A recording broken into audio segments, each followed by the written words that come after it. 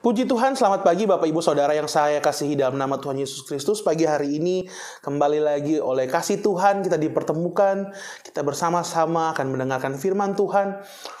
Kita bersama-sama akan merenungkan kasih Tuhan dalam kehidupan kita. Sehingga hari ini kita bisa mengawali hari kita dengan mengucap syukur kepada Tuhan, mendengarkan firman Tuhan, dan mengaplikasikannya dalam kehidupan kita sehari-hari. Dalam kehidupan kita hari ini terkhususnya.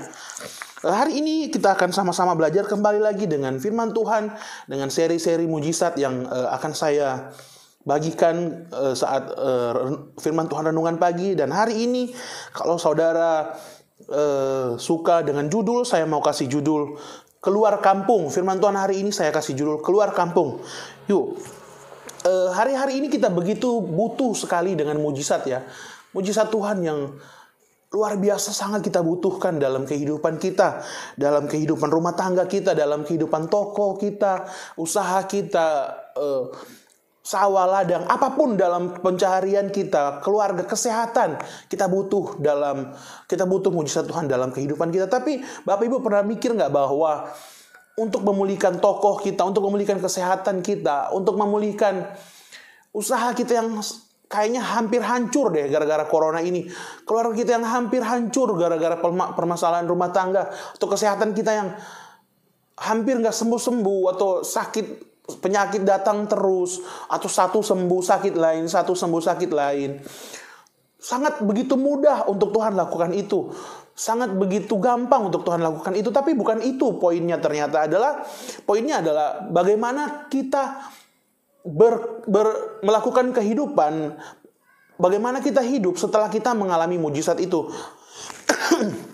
Bagaimana kita meresponi kasih Tuhan ketika kita menerima mujizat itu dalam kehidupan kita. Bapak Ibu mungkin sering mendengarkan kesaksian di mana ada keluarga yang diubahkan, tapi ketika diubahkan mungkin salah satu pasangannya berbuat kembali atau mungkin melakukan hal-hal yang tidak menyenangkan. Lalu setelah menerima mujizat keluarga dipulihkan, mereka hancur lagi. Atau ada orang yang sakit parah, misalnya sakit jantung.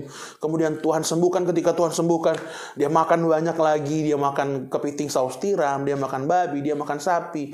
Dia makan banyak makanan. Akhirnya sakit lagi, lalu meninggal. Nah hari ini kita mau belajar bahwa gak hanya sekedar mujizat itu kita terima, tapi apa yang kita lakukan ketika kita sudah menerima mujizat. Puji Tuhan, mari kita belajar bersama-sama.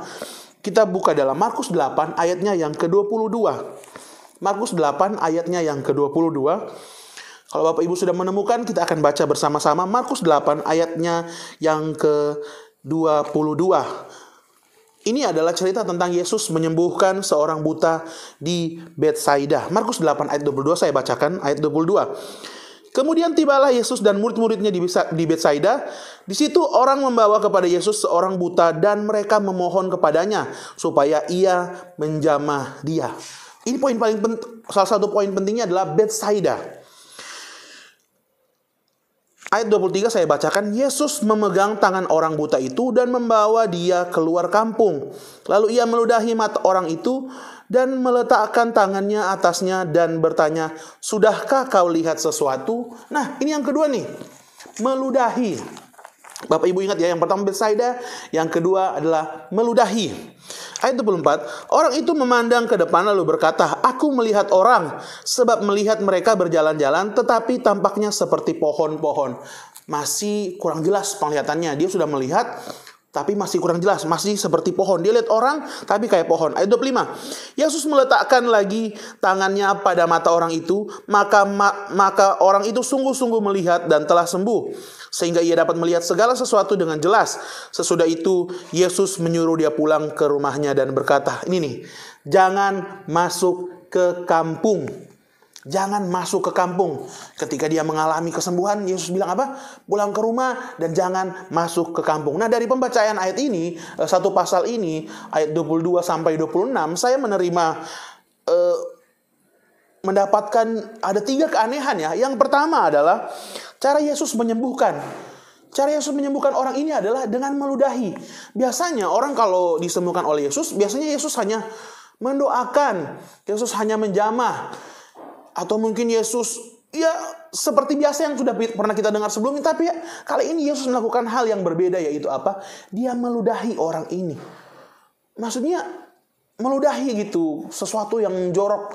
Biasanya kita kalau diludahi, makanya ada pepatah yang mengatakan seperti diludahi mukanya. Maksudnya itu adalah sesuatu yang tidak mengenakan bagi kita. Nah, hari ini dengarkan baik-baik bahwa kadang-kala mujizat sepertinya nggak enak dalam kehidupan kita. Kayaknya jorok, nggak biasa, nggak lazim kita terima. Tuhan kok kayak gini sih caranya? Tuhan, saya nggak mau kayak gini. Tapi lihat, di balik ludah ada kesembuhan yang luar biasa yang Tuhan kerjakan dalam kehidupan orang ini. Kadang-kala juga kita akan mengalami hal-hal seperti ini. Hal-hal yang gak enak dalam kehidupan kita.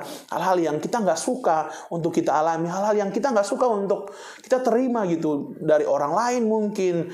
Dari situasi. Tapi hari ini percayalah, kalau kita sedang mengalami sesuatu yang gak enak, sesuatu yang sepertinya jorok, sesuatu yang sepertinya kita gak suka, percayalah, di balik semua itu Tuhan sudah siapkan mujizat yang luar biasa dalam kehidupan kita. Kemudian, kenapa harus ngeludah gitu? Kenapa nggak ngejamah? Kenapa nggak dilempar aja sapu tangan atau diusap matanya atau ditiup atau apa, terserah Tuhan gitu.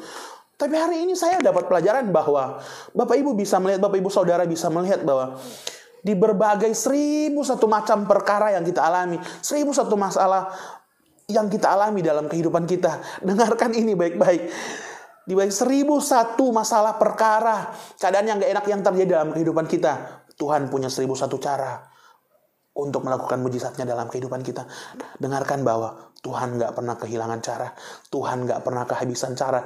Dia Allah yang kreatif. Dia Allah yang penuh dengan berbagai macam cara. Dia Allah yang penuh dengan berbagai macam hal yang bisa dilakukan dalam kehidupan kita. Bahkan kadang-kala kita mungkin mulai, kok kayaknya gak mungkin ya, kok gini, kok gitu. Kita mulai bertanya-tanya, tapi hari ini firman Tuhan meneguhkan bahwa di berbagai macam persoalan, masalah, perkara dalam kehidupan kita, Tuhan punya 1001 cara untuk mengatasi masalah tersebut. Amin, Bapak Ibu. Ini keanehan yang pertama. Kemudian keanehan yang kedua.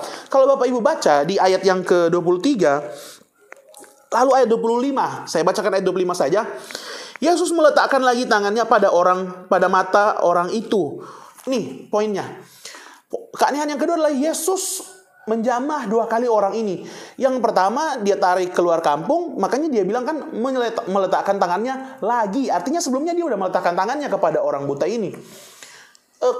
Kalau Bapak Ibu melihat, kayaknya Yesus biasanya sekali doang melakukan mujizat. Yesus tinggal dia ngomong apa langsung terjadi mujizat, tinggal dia lakuin apa langsung terjadi mujizat. Tapi kenapa ini harus 2 kali gitu? Kok kayaknya pada siang hari itu ya, Yesus kayaknya lagi kurang sakti. Tapi ternyata nggak gitu. Kadangkala Yesus bisa ngadain mujizat dalam kehidupan kita secara langsung. Tapi kadangkala juga Tuhan butuh proses dalam kehidupan kita.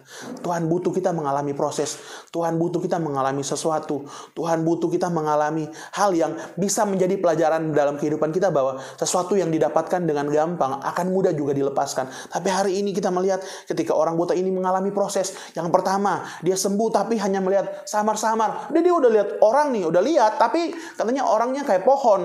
Kadang-kadang mujizat di depan kita udah terlihat, tapi kayaknya gak jelas. Tapi percayalah, kalau Tuhan jamah kita lagi, kalau kita biarkan hati kita dijamah, Tuhan kembali lagi, firman Tuhan terjadi dalam kehidupan kita. Awalnya kita hanya lihat pohon, tapi kalau kita biarkan Tuhan jamah kehidupan kita, kita akan melihat orang, kita akan melihat mujizat yang lebih jelas lagi, kita akan melihat mujizat yang lebih besar lagi, yang sebelumnya samar-samar. Hari ini kita pastikan Tuhan memberikan mujizat yang jelas dalam kehidupan kita. Kita nggak melihat sesuatu yang samar-samar lagi, tapi kita melihat sesuatu yang jelas dalam kehidupan kita. Amin.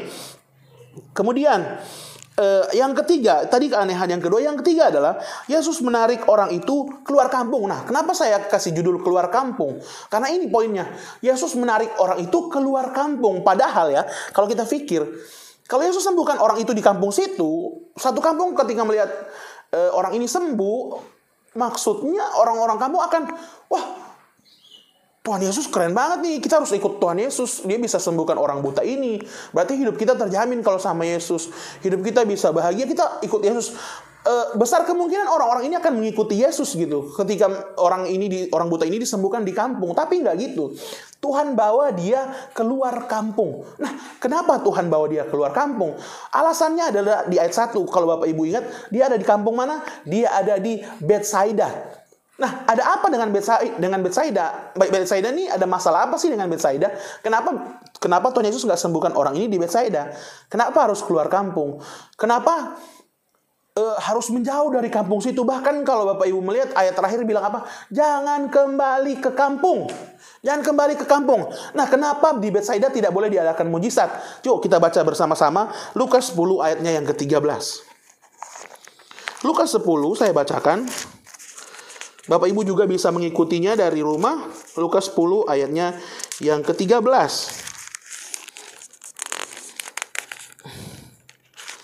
Lukas 10 ayatnya yang ke-13. Saya bacakan. Yesus mengecam beberapa kota, celakalah engkau Korazim. Nih yang kedua nih, celakalah engkau Betsaida. Tadi ini di kota mana orang buta itu? Di Betsaida. Tuhan bilang apa? Celakalah engkau Korazim, celakalah engkau Betsaida. Kenapa dia ditarik dari Betsaida? Karena Tuhan mengecam kota Betsaida. Kenapa Tuhan mengecam kota Betsaida? Nih, karena jika di Tirus dan di Sidon terjadi mujizat-mujizat yang telah terjadi di tengah-tengah kamu, sudah lama mereka bertobat dan berkabung. Ini ayat 14. Akan tetapi pada waktu penghakiman, tanggungan Tirus dan Sidon akan lebih ringan daripada tanggunganmu. Kenapa Tuhan gak mau orang ini disembuhkan di dalam Betsaida? Karena ternyata di Betsaida sering mengalami mujizat kayak di Tirus dan di Sidon. Sering mengalami hal-hal yang luar biasa, sering mengalami terobosan, sering mengalami hal-hal yang sebelumnya mereka nggak pernah lihat, sering ngalamin hal-hal yang besar, hal-hal yang luar biasa. Tapi firman Tuhan bilang apa? Mereka nggak bertobat, mereka nggak berubah, mereka tetap dengan hidup yang lama. Makanya firman Tuhan bilang apa? Celakalah. Tuhan loh yang ngomong ini. Bahaya banget kalau Tuhan bisa ngomong celakalah engkau. Karena kenapa? Kenapa dikatakan celaka? Karena mujizat sudah terjadi dalam kehidupannya, tapi dia tidak berubah. Kenapa Tuhan bawa orang buta ini keluar dari Betsaida? Maksudnya apa? Kita yang sudah mengalami mujizat, jangan sampai kita tetap tinggal di kampung. Jangan sampai kita tetap tinggal di tempat di mana kita berada. Yaitu apa? Tempat di mana sebelum mujizat itu terjadi. Kalau kita sebelumnya belum mengalami mujizat, lalu kita mengalami mujizat, berubahlah. Makanya firman Tuhan bilang apa? Berubahlah oleh pembaharuan budimu. Sebab itu, mari hari ini kita nggak hanya sekedar minta mujizat kepada Tuhan, tapi kita minta perbaharui hatiku Tuhan. Oke, mujizat dapat terjadi dalam kehidupanmu. Tapi firman Tuhan ayat yang ke-26 bilang, jangan pulang ke kampung. Jangan masuk ke kampung itu. Maksudnya apa? Kamu yang sudah sembuh, kamu yang sudah dipulihkan tokomu, sudah dipulihkan usahamu, sudah dipulihkan keluargamu, sudah dipulihkan keuanganmu, sudah dipulihkan karirmu, hubunganmu dengan masyarakat yang lain, hubunganmu dengan sesama, hubunganmu di dalam gereja sudah dipulihkan. Jangan kembali ke kampung, keluar dari kampung. Maksudnya apa? Keluar dari kehidupan yang lama, pulanglah ke rumah dan keluar dari kehidupan yang lama. Di mana rumah kita? Rumah kita ada di COTW.